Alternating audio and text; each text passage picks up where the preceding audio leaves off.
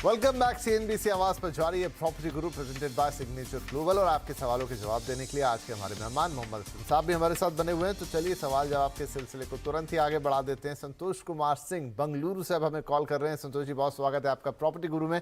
क्या सवाल रहेगा आपका?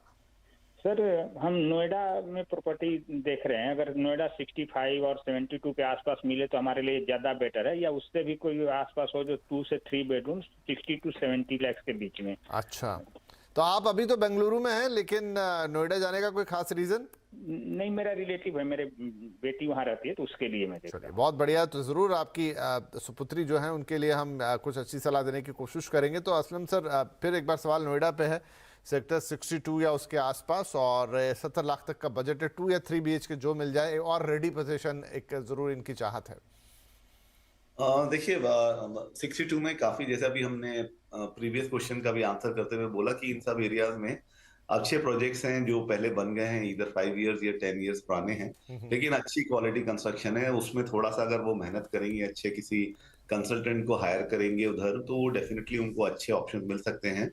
कुछ नाम है मेरे पास, जैसे एनबीसीसी एक नामी नाम है उस एरिया में, उनका एस्पायर हार्ट बीट सिटी करके एक प्रोजेक्ट है, वो देख सकते हैं।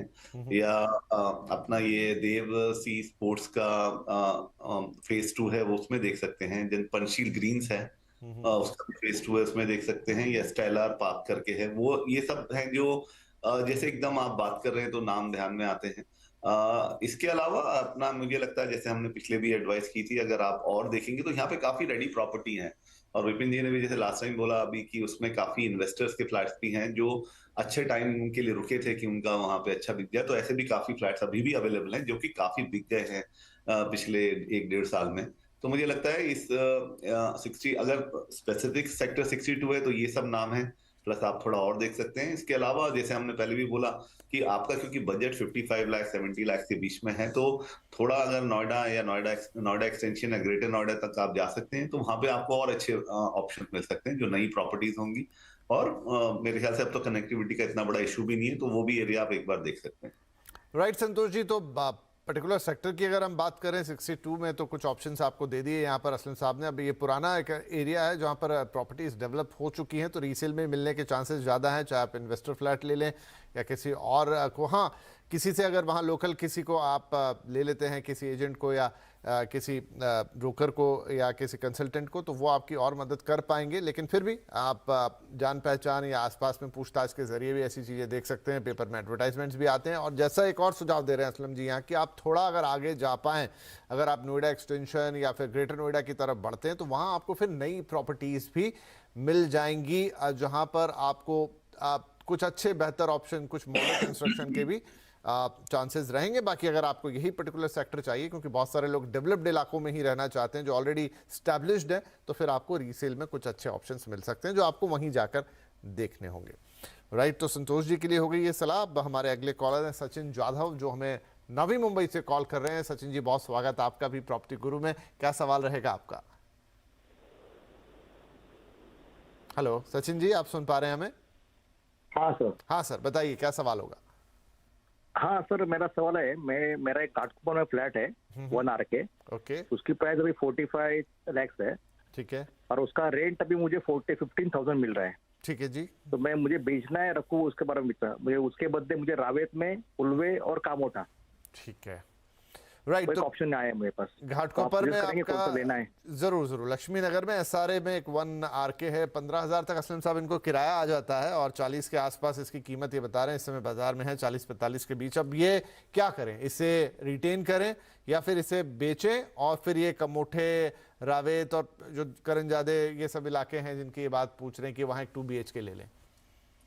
इनका जो ये SRA फ्लैट है, उसको कितना टाइम हो गया है इनके पास, लाइक कब इनको अलॉट हुआ था? सचिन जी, 15 साल हो गए सर। कितना? 15 साल हो गए। 15 साल पुराना। अच्छा, हाँ ठीक है। बिकॉज उसमें एक आपका रूल है सारे में कि आप 10 साल के बाद ही उसको बेच सकते हैं, तो डेफिनेटली आप वो बेच पाएंगे।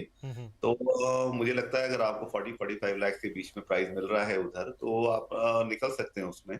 और लेकिन देखिए 45 लाख से अमाउंट थोड़ा इतना ज्यादा बड़ा नहीं है कि अगर आप मुंबई में प्रॉपर्टी लेने निकले तो आपको कहीं मिल सकता है।